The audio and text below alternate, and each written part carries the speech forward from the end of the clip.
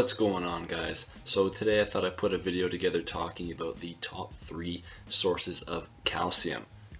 In this video we are going to discuss what calcium is and where it comes from, the top 3 sources of calcium, and of course the bioavailability of different sources of dietary calcium.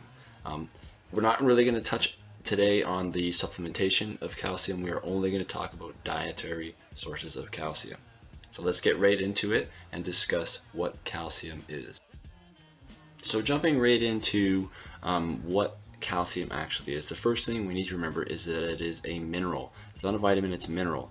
Minerals are inorganic, meaning that they hold their chemical structure. This means that minerals found in soil or water usually enter your body through plants, fish, animals, and fluids you consume and are very easily digested.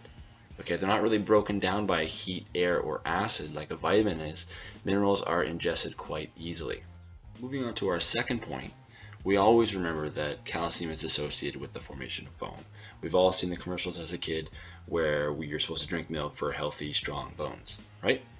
What we don't get told is that it's critical for mediating vascular contraction and vasodilation, meaning that it can help open up all of the arteries and veins, initiating more blood flow. It's good for muscle function, nerve transmission, intercellular signaling, and hormone secretion, including testosterone. Meaning if you don't have enough calcium in your system, sometimes testosterone is not working properly and is not being secreted properly. One last thing I must mention before we move into the top 3 sources of calcium is that it's completely crucial that you get all your vitamins and minerals. What you're going to start to see in these videos that I'm making and showing you is that all of these vitamins and minerals are crucial to your overall strength development. It's not just counting your macros with your proteins, your carbs, and your fats. You need to be getting your essential vitamins, minerals. Alright, and moving in at our number 3 spot is kale. This is probably one that you weren't guessing, but kale is actually a great source of calcium. I must mention before I start, all of the top 3 sources are being scaled per 100 grams. So they're all being measured at the same measurement, and all of the minerals stats that you're stealing are the percent daily values for 100 grams on a 2,000 calorie diet. Okay, so if you're a bodybuilder, you might need to be eating more than that, but just for standardized purposes, we are using percent daily values for a 2,000 calorie diet for 100 grams. So number 3 is kale, coming in at 14% of your percent daily value. Now, that's more than milk. I'm not really going to talk about milk in this video, guys. I'm sorry, I'm showing you the top 3 sources of calcium.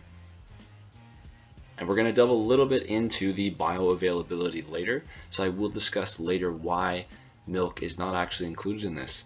But if you go online and check for 100 grams of milk, you are only getting 12% of your daily intake of calcium. It's lower than kale, and your bioavailability for kale is higher.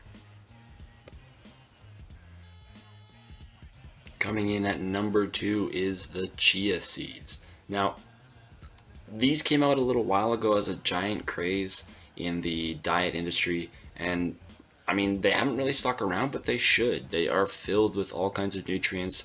They're filled with all kinds of good proteins, good sources of fat, and of course, a very high source of dietary calcium at 63% of your daily value. That is massive. 100 grams of chia seeds is about 350 to 450 calories. So you're getting a great source of calcium for relatively low calories. Included with that is your phosphorus at almost 100% and your manganese over 100%. A great source of calcium. Coming in at number 1 is sesame seeds. Now I know this is not one that you were thinking of, but guys, trust me, these things are powerful little buggers. Alright? Sesame seeds are loaded with calcium, iron, magnesium, phosphorus, potassium, zinc, copper, manganese, and selenium. Guys, this is massive. It includes almost all of your minerals in one little seed.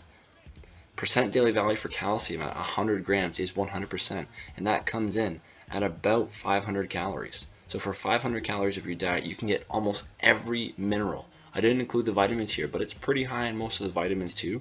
It's a great source of protein, a great source of dietary fat, and a small source of carbohydrates. It is a complete food. I plan to make a video just on sesame seeds, but for calcium, it is your number 1 source of dietary calcium. And when you look at the bioavailability in the next slide, you will see why it is your #1 source of calcium. Alright, so the last thing that we do need to talk about is the bioavailability of calcium. Now, this basically means that different foods that you eat are digested at different rates. When we look at calcium, we want to look at different types of foods and how much of that calcium our body actually absorbs. So, let's just read a little quote from one of the articles that I found, and I will put the link to that article in the description below, so do not worry, you can read through the entire thing, you can read to your heart's content. Humans absorb about 30% of the calcium present in foods, but this varies with the type of food consumed. Bioavailability is generally increased when calcium is well solubilized and inhibited in the presence of agents that bind calcium or form insoluble calcium salts. The absorption of calcium is about 30% from dairy and fortified foods, example orange juice, tofu, soy milk, and nearly twice as high for certain green vegetables, examples of bok choy, broccoli, and kale. Now, the reason that it is nearly twice as high is because it is just more bioavailable. How does this stack with seeds, though? Seeds, we do run into a little bit of a difficulty, and some of the articles I was finding did say that the high acidity in a lot of seeds does limit the amount of calcium that is actually absorbed.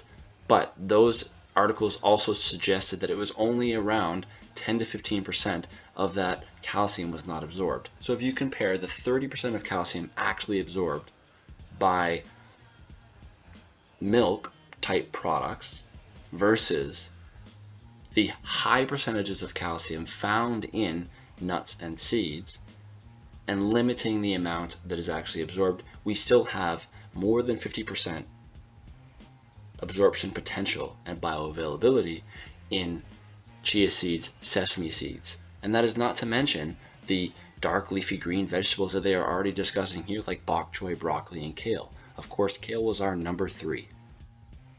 Well guys, that concludes this video discussing the top 3 sources of calcium. If you have any comments, please feel free to leave them in the comment section below. Please like and subscribe if you like the video. I'm trying to keep these videos a little bit shorter, so if I'm not getting as in-depth as the last video, guys, just mention it, and I can do more in-depth videos or I can make shorter videos. Alright, thanks guys. We'll see you soon.